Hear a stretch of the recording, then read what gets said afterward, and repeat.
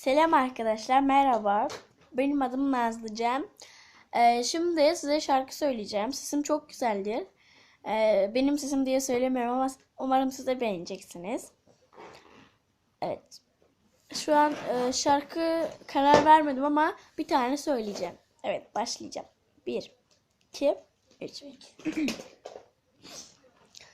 Karanlık, sisli bir İzmit gecesi, tripteyim yine elimde resmi çok koydu.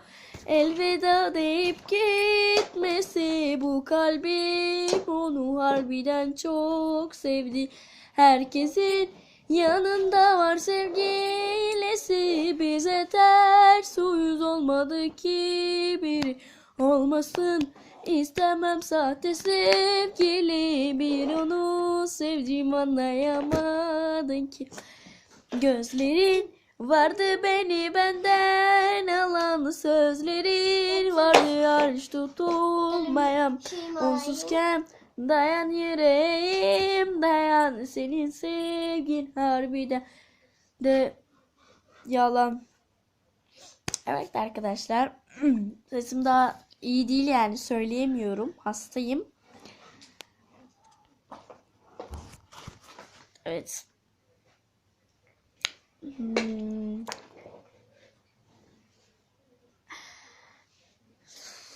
Ben de evde oturuyorum işte.